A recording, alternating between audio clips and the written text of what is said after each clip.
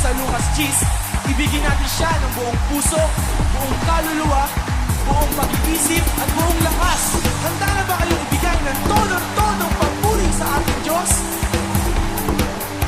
Ngayon, ibigay natin ang todo-todong papuri sa ating Diyos. Woo!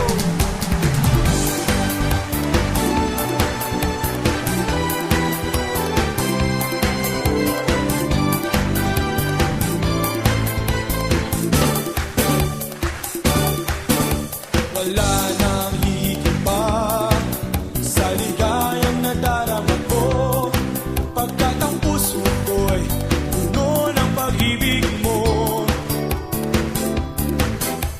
Ikaw ang Diyos na buhay, ang papuri ko sa'yo'y